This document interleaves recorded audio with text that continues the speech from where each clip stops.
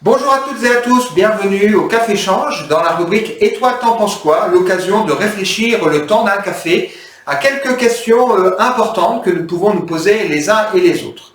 Aujourd'hui, j'aimerais aborder avec vous cette remarque que j'entends assez souvent « Et si la foi, Dieu, ce n'était pas pour moi ?» Alors il peut y avoir plusieurs raisons d'avoir une telle expression. Certains peuvent dire cela parce qu'ils ne sont pas tombés dedans comme Obélix lorsqu'ils étaient petits. C'est d'ailleurs mon cas. Et je crois qu'effectivement, la foi, c'est aussi quelque chose qui se découvre parfois plus tard. D'autres peuvent le faire avec un rejet, en disant moi c'est pas du tout mon truc, ça m'intéresse pas, ou d'autres peuvent le faire de manière peut-être un peu plus troublée. Je pense en particulier à Christopher, qui aujourd'hui a quitté depuis maintenant quelques années la région d'Épinal et qui se posait des questions sur la foi. Il m'a d'ailleurs offert un Coran et se disait j'ai l'impression quand je lis la Bible qu'il y a ceux qui sont choisis, ceux qui ne sont pas choisis, et que je me demande finalement, et si moi je ne faisais pas partie de ceux qui sont du bon côté. Je pense aussi à cet homme qui réagit à certaines des vidéos du Café Change ou à des vidéos que font des amis pasteurs et qui semble penser que la foi, certains l'ont, certains ne l'ont pas. Ou je pense encore à cet ami qui, la semaine dernière, on échangeait ensemble sur des questions importantes et elle me disait que parfois elle doutait de son salut et elle se demandait si effectivement elle faisait partie de ceux que Dieu a choisis.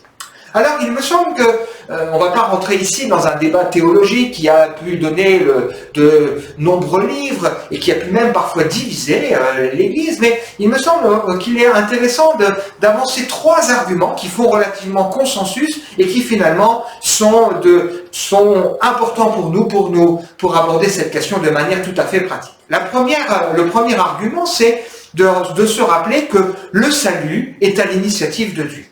Lorsque nous découvrons la Bible, nous voyons qu'il y a un grand fil conducteur qui part du début de la Bible jusqu'à la fin de la Bible. D'ailleurs, dans quelques jours, dans quelques semaines, je vais débuter une nouvelle série découverte au travers de ce qu'on appelle la grande histoire, où on va voir comment, à travers quelques grands textes qui vont de la Genèse jusqu'à l'Apocalypse, on va voir ensemble comment, quelque part, Dieu a spoilé ce grand plan qu'il a mis à exécution en Jésus-Christ et qui n'est pas encore, bien sûr, achevé, puisque nous attendons encore sa totale réalisation. Donc, si ça vous est intéressé, n'hésitez pas à prendre contact avec nous. Donc, si on regarde la Bible, on découvre que Dieu est à l'initiative du salut. Ça veut dire que Dieu n'a pas subi le fait que le monde va mal, que le fait que les choses...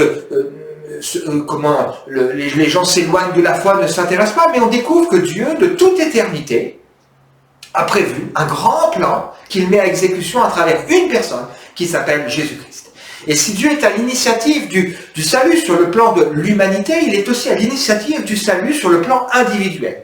Je crois, ce que la Bible nous dit, c'est que Dieu est celui qui cherche l'homme, qui aime l'homme, la femme, qui nous aime les uns et les autres individuellement, et qui veut que tous puissent être sauvés, découvrir le Sauveur, et avoir ainsi l'assurance pour l'éternité. Alors même si parfois, nous, on a l'impression qu'on cherche Dieu, qu'on fait des démarches, et bien derrière, c'est Dieu qui a mis des choses dans notre cœur, il a mis en nous la pensée de l'éternité, il a mis en nous la notion du bien et du mal, il a mis en nous un besoin de trouver du sens, et tout ça contribue au fait que Dieu nous cherche.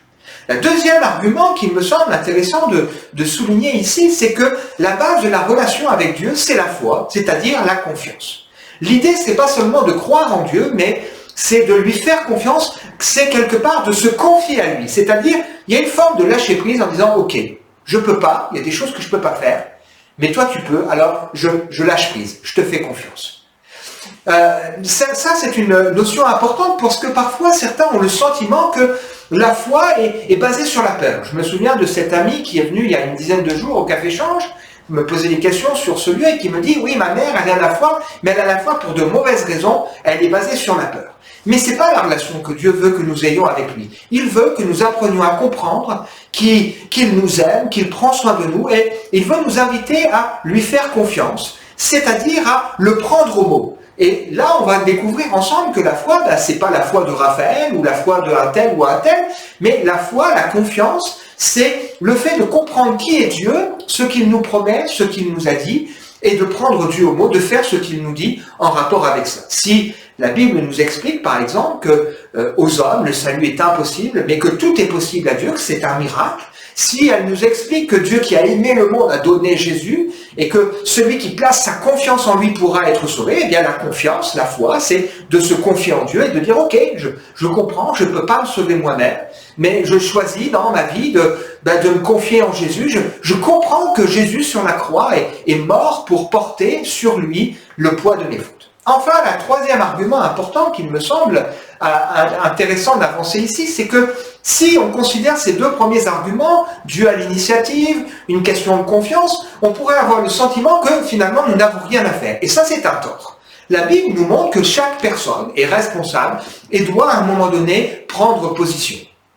La foi, c'est à la fois une décision et un cheminement. Je décide à un moment donné de croire Dieu sur parole et donc je vais agir en conséquence et je vais apprendre à cheminer avec lui.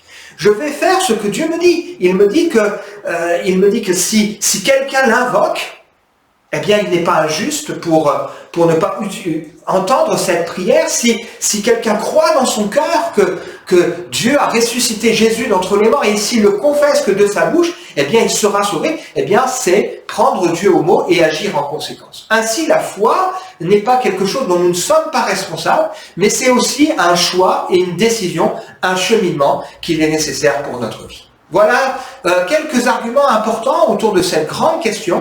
Et si vous-même vous êtes troublé, vous voulez en savoir plus, eh bien pourquoi ne pas venir au Café Change pour que nous puissions en discuter ensemble. À très bientôt.